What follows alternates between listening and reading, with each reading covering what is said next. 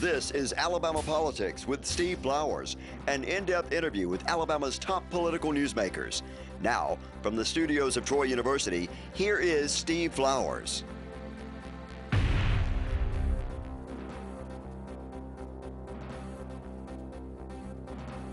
I'm Steve Flowers, and welcome to Alabama Politics. Folks, we're very fortunate tonight to have as our guest the mayor of Huntsville, Tommy Battle. We've had Mayor Battle on the show about a year ago when he was working on a constitutional amendment to help some of the cities in the state with their industrial development. And folks, speaking of industrial development, he's done it in Huntsville. Huntsville, Alabama is Alabama's crown jewel. If there's any high-tech place in the country, it's Huntsville, Alabama. And Tommy Battle has been the mayor there for 8 years now, and was elected last year to his third or four-year term overwhelmingly. He grew up in Birmingham, so he went to the University of Alabama and went back to Huntsville and went to Birmingham and was in the restaurant business. He's been a real estate developer and has been a very popular mayor of Huntsville, the crown jewel of Alabama. Mayor, good to have you back on the show. Steve, good to see you. Good to Folks, be back. Mayor Battle is running for governor of Alabama next year, and the race is on. We are already ready for next June's primary. June 5th will be the Republican primary. He's running as a Republican for governor of Alabama, and it's going to be an interesting race. It's an open race, more or less, because, well, even if Bentley stayed in office, he couldn't run again, and so Mayor Battle is coming from a vote-rich area of the state, and is a viable candidate and one of the top horses in the race. And thank you for taking time to be on our show. Thank you. It's nice being here and being a horse. Tommy, tell us about growing up in Birmingham. Your folks were in the Britlin's restaurant business, and Yes, you they cut were. your teeth working in that restaurant. I I- used to love to come to Morrison's here. I grew up in Troy. That was our biggest thing. Yeah. Going to Montgomery, we had that egg custard at Morrison's. Oh, man. Did y'all have the egg custard? We Britlin's? had the egg custard and get your chop steak and green beans and egg custard, and it'd be all of 65 cents back then. Did your daddy have own the Britlin's franchise? My daddy worked for Britlin's. It was a national chain, for wasn't it? years and years. It was a little local chain, Oh. and he worked for him for years and years. The Holcomb family owned it, and Right there on Highland Avenue, is that the way it was? Highland Arlington? was the first Britlin's I ever ran. It was Highland Avenue. We were down on 20th Street and had 8 or 9 locations throughout the city, and one in Huntsville. And I got to learn how to do dish haul. I got to learn how to clean pots. I got to learn how to scrub floors and clean carpets in there. And when I got out of school, when I came out of University of Alabama, my dad had just moved into an ownership position. The Holcomb family was very nice to him and put him into an ownership position. And he said, "Come on in here, let's try this." And so we came in to try it. And the first Britlin's I ever ran was Britlin's on the Highland. I knew where it was. yeah. I remember seeing it a long time ago. It's now a diagnostic lab, a round building, right next to the synagogue there. But it was just a great place. Was the to grow synagogue up. there at that time too? Mm-hmm. It was Synagogue was always right there, next yeah. door. But it was really just growing up like that and seeing that getting to work in a place and learn business and learn how you actually how to greet customers and how to be customer friendly gave you a lot of lessons, life lessons that you needed for later in life. Now then you went to Alabama to school. Now how'd you get to Huntsville? Now did Britlin's take you to Huntsville? I did. My dad and his partner decided to sell the units, and they said, "You need to go look at that one in Huntsville. Maybe you want to buy it. We got a note that we have with the bank. You can assume the note." And so I went up there and looked and came back, and I said, "Dad, that's a great place. It's doing good business and everything, and Huntsville's a good area, but gosh, I don't need to be $200,000+ in debt. I'm only 24 years old." And my dad said, "The wisest thing anybody ever said to me." He looked at me and said, "Son, what have you got to lose?" He said, "I've seen your car, and no bank's going to want your car because it's not desirable." He says, "I've seen your furniture, and it's shellac boards and concrete blocks, and nobody wants your Were you clothes." married? You were single? Not married. I was single at 24, and so that was on a Friday, and I thought over the weekend, thought about that, and I said, he's right. And a lot of times we look back and see what our dad said, and they were right. And I said, he's right. So I went in and told him, said, you know, you're right. I don't have anything to lose. And so I picked up the restaurant up in Birmingham. I thought I owned it. It owned me, and started into the Britling cafeteria business, and we did it for about 10 years. Yeah, in Huntsville. Yeah. Did you meet your wife up there in Huntsville? I did meet my wife up there in Huntsville. Is she from up there? She's from up there. Her dad was a general practitioner doctor. The old-time doctors who set arms and delivered babies. He's and from everything. Madison County, originally? He was originally in Arkansas, but he moved to Huntsville in about 1950. So he was there when the beginning of the boom happened there. You know, when the beginning of the German scientists came in and NASA picked up and we took man to the moon. So they got to see a lot of history there. Did you ever know old Von Braun? Did you ever get to meet him? I never got to meet him. He was in Washington by the time I moved up there in 1980. But gosh, the legends and the stories about him are the stories that, you know, helped produce an industry that helped produce a whole community in the whole North Alabama area. Well, you know, when you say to Huntsville people, and I say this politically because I'm a political person, that John Sparkman was the impetus for Redstone Arsenal, people will correct me and say, no, Von Braun was the reason. He was so famous and brilliant. But Sparkman got it started. Yeah, without question. I mean, he was. People don't realize how much Sparkman had to do with that. You remember the story that we were going after the wind tunnel? The wind tunnel was supposed to come. It was an Air Force project, wind tunnel, and we wanted that for Redstone Arsenal, and that was supposed to be the it's hit back then. And John Sparkman went to the wall for it and didn't get it. It ended up in Tennessee. And but the Tennessee senators felt sorry for John Sparkman, so I said, we're going to give you second place prize, and we're going to give you these German scientists who are out in Brownsboro, Texas, and they're going to move to your community. And that was the greatest second prize that you could ever get. When those German scientists moved in, they brought with them a lot of expertise. I mean, they set some founding blocks that kept our community growing for years. They said you need an engineering university, and we set up University of Alabama in Huntsville. They said you need a research park, and so we set up a research park in what's grown into the second largest research park in America. And all those initial foundation blocks that have helped us to grow on, that we've built on to grow, many of them were put in place by those German scientists. Mayor, what year did you start your Britlings up there, and would that have been in the 70s or 80s? Britling was started in the 70s up there, but I took over in 1980. So Huntsville had already made a name for itself. It was already the third or fourth biggest city in the state. We were the fourth biggest at that time. We always got 47 on our license y'all tag, really deserve but we knew 3. 4 was there. So. Yeah, y'all. At one time, I remember there was a debate on the floor when I was younger. Huntsville one time jumped ahead of Montgomery. Yeah. But they wouldn't give Huntsville that 3. You know, because I thought, you know, 1, 2, 3. Yeah. But now everything I'm seeing says that by 2040, it may be number 1 in the state. It may be the biggest. Maybe Jefferson still be number 1, but Huntsville pretty strong too. And Steve, I always tell our folks, I say, you know, quantity doesn't equal quality. You know, as a city, you want to be a quality city.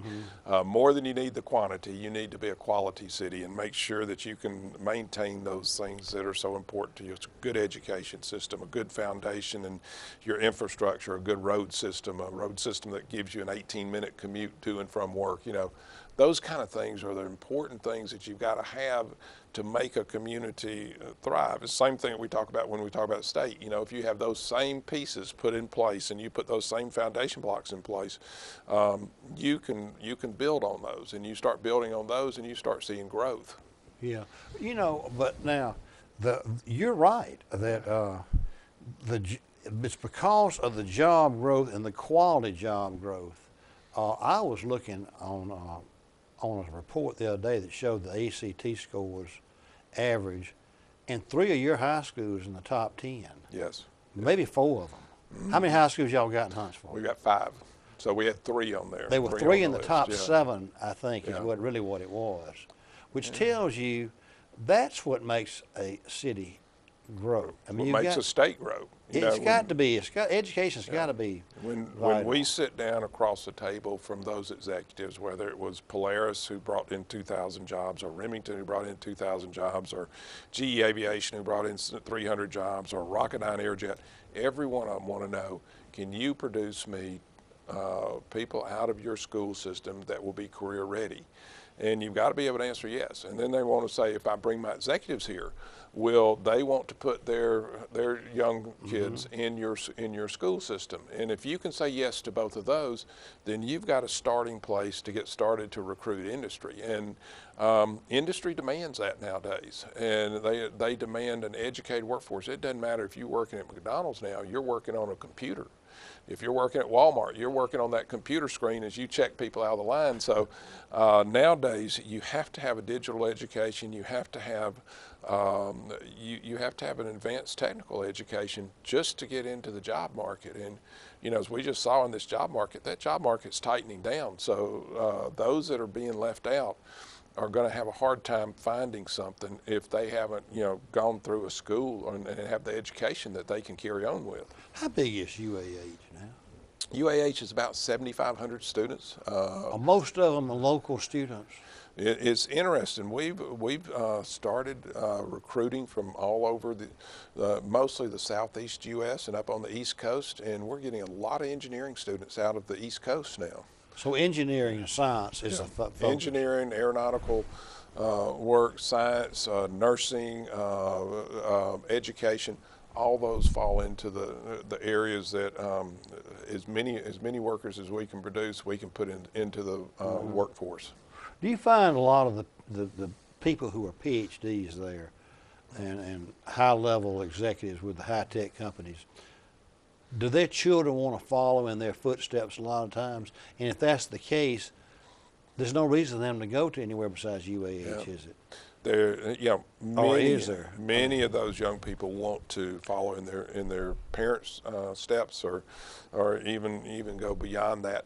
But many of them want to get out of town. They want to leave town, and then they go to Auburn, which has a great education great engineering program. Georgia Tech, Alabama has an engineering program that's very good. You know, we have a number of schools, Mississippi State, but we have a number of schools that are represented in, when you look at the alumni of our engineering base that's in our community, and that engineering base drives a lot. But beyond engineering, everybody's not going to be the rocket scientist, everybody's not going to be the engineer. So you've got to have jobs for people who are just coming out of school. What are they going to do? And they can work in that advanced manufacturing area. They can work for Polaris, they can work for Remington, they can work for GE Aviation. They can work for us, where we're becoming the propulsion capital of the world, where we design propulsion systems, but we also make propulsion systems. So as we do that, we're seeing a job growth in a whole new industry for our North Alabama area. Speaking of that, I had a conversation with Jimmy Baker, who is head of the junior college, community college system the other day. A great partner. He is. He's a great guy. But I sense, he didn't say this so much, that the belief, and I think the average person would believe this, that community college system, and you have to face this as governor, the decision that you may want to make, let's send that institution to more of a technical aspect. Does Calhoun service, I mean, are there certain jobs that you really don't need a 4-year degree in? You can go in the cyber industry nowadays. All you need is certifications. If you have certifications in the cyber industry, you're going to make $100,000 a year just coming out of a 2-year college with certain certifications. In the welding trade, if there's 6 certifications in the welding trade, if you've got 5 of those 6, you're going to go to work and make $75,000 a year. You know, a lot of those jobs that don't necessarily have to have a 4-year degree, but they need certification. Nursing area, there's some nursing areas you can go and get a 2-year degree, and after a 2-year degree, you go to work and you're going to make a very decent living. So that's one of the things I think that Jimmy Baker and the 2-year college system is looking at. How do we train these people who are coming out and make sure that they come out trained and ready to go? A lot of it's partnership with business. Right now, his 2-year college system is partnered with Toyota. They train people on how to manufacture a Toyota engine. As they get finished with their certification, they go straight to work in Toyota, and Toyota has gets to hire somebody who's already trained, ready to go to work. It's a fascinating world what they're able to do, and he's been a great partner with our area in being able to take those young people who are coming out, train them, put them to work, and make them part of our workforce. Calhoun, there right by you, is the biggest community college in the state now. It is. It is. And I guess if you have someone who wants a training to be a welder, Mm-hmm. I'm sure their technical jobs, part of your industrial growth's Yeah. got to have some welders. Where are they coming from? Is AIDT training them, or AIDT's training them. There's a billboard up right now saying welders needed for Polaris, and AIDT will train you. If you've got a good work ethic and want to go to work, you can get trained by AIDT, and when you get finished with that training, you go straight to work at Polaris, where you're welding the chassis for the all-terrain vehicles that they're making there. You know, we look at the machinists now. The machinists have to have some type of certification, know how to run that machinery. It's all run computerized now, and 3D manufacturing is really getting back to a manufacturing process, and a lot of those workers are learning how to do that. So today's workforce has to be trained even better than we've ever seen in our lives. But they're smarter. I mean, they're coming out, they've had an iPhone in their hand since they were 10 years old. And they think they're really smart, but wait till this next generation comes who's had an iPhone in their hand or a notepad in their hand since they were 1 year old. That is going to be the amazing generation. you know what's occurred to me, and I were talking prior to the show about you having your one grandson who's 2. I've got one granddaughter who's 5, and she will only talk to me on FaceTime. Yeah.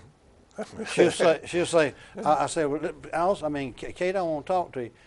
Well, get on FaceTime, geese. I mean, I'll talk to you. I want to look at you. And it's like they're just, you know, their technology now. It's just, they learn that at a certain age, you know. We FaceTime my grandson on the way over here this morning, and to sit there and be able to see his picture and us see theirs.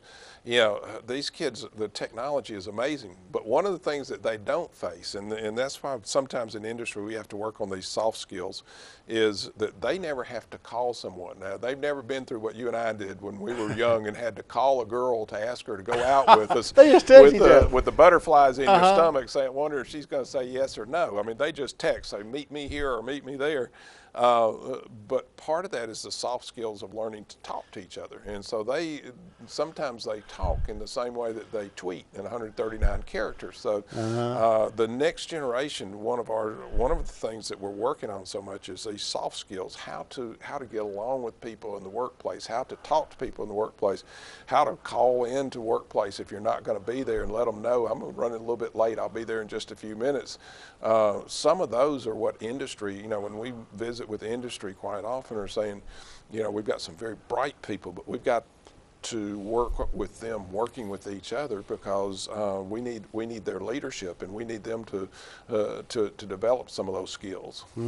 Tommy, you know, I guess one of the things I ask people when they run statewide, and I think they realize this, is how big this state is geographically.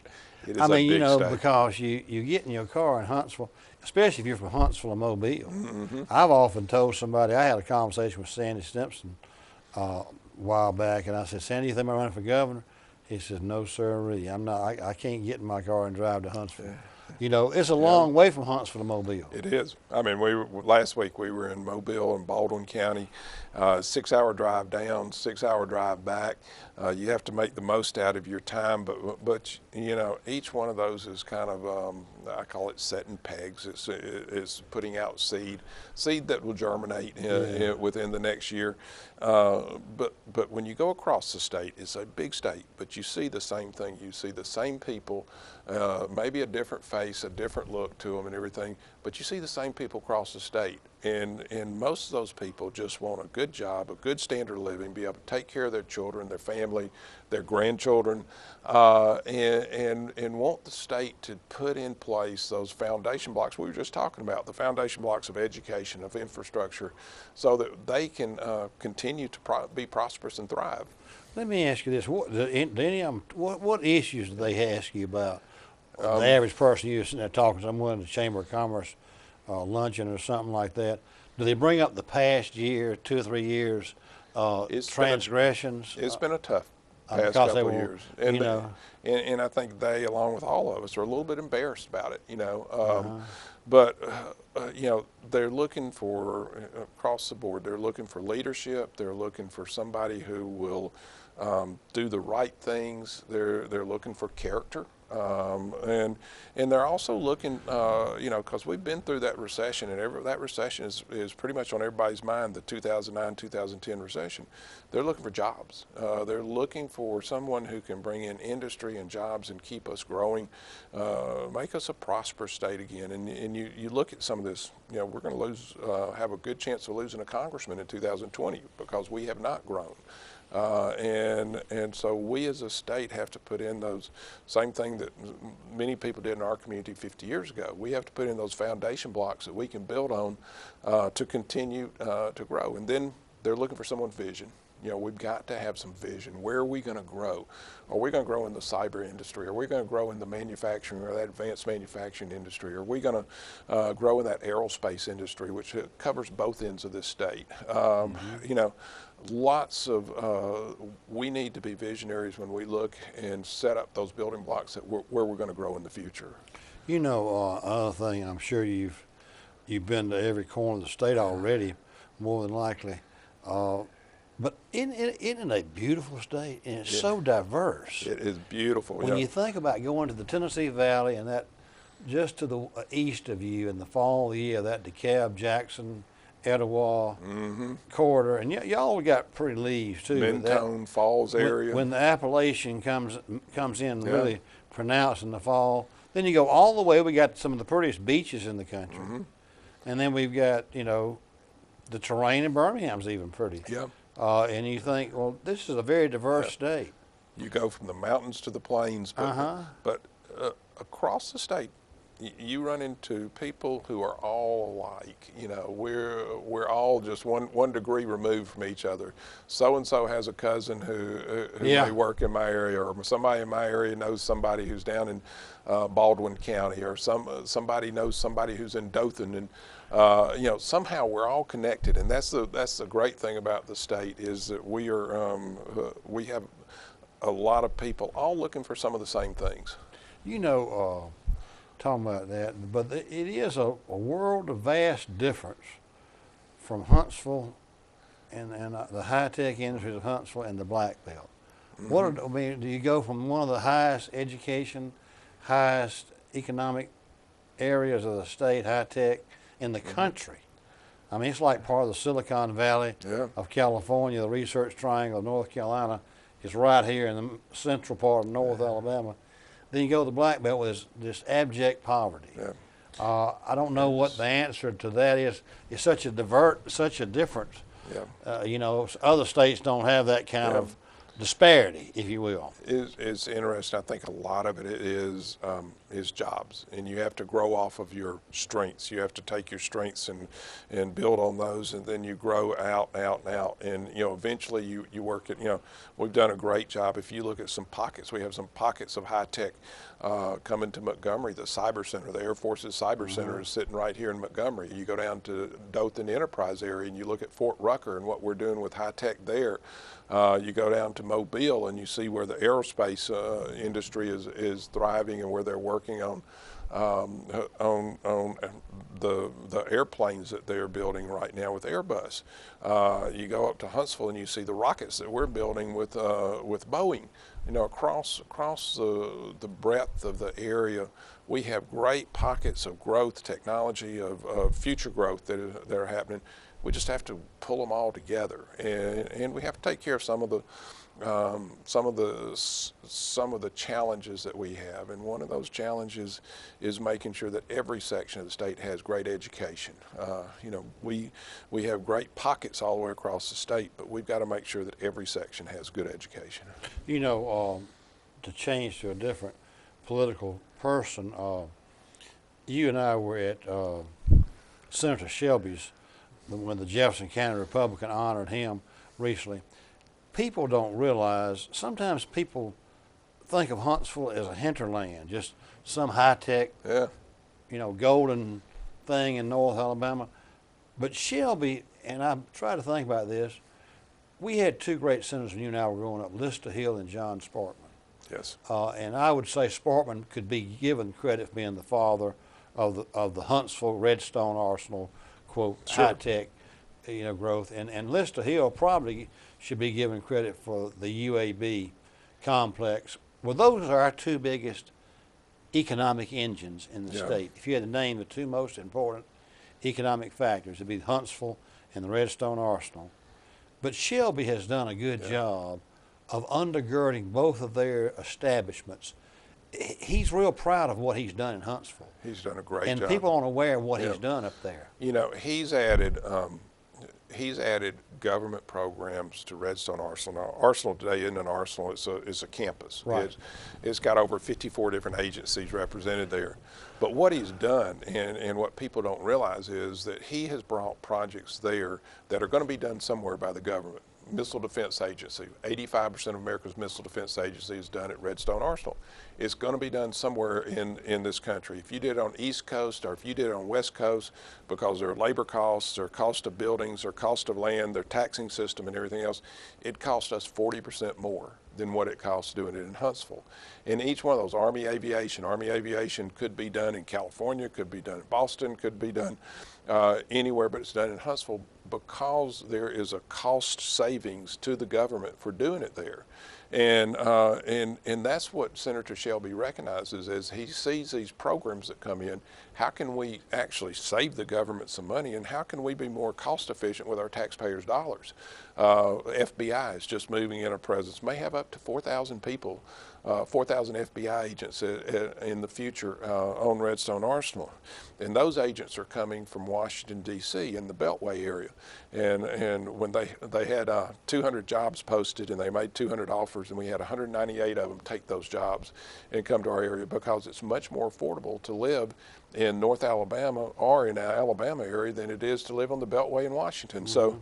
So Senator Shelby has recognized that what he does here actually ends up being a very efficient use of your taxpayers' dollars. And what he has been able to add to Huntsville or to UAB or to any of the other areas, each time he does that, he puts a little bit more to your taxpayer dollars and lets us spread it a little bit further.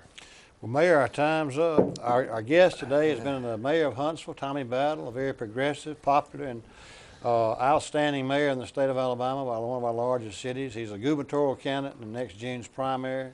We thank Mayor Battle for being with us, and thank you, viewers, for watching Alabama Politics. Thank you for having me.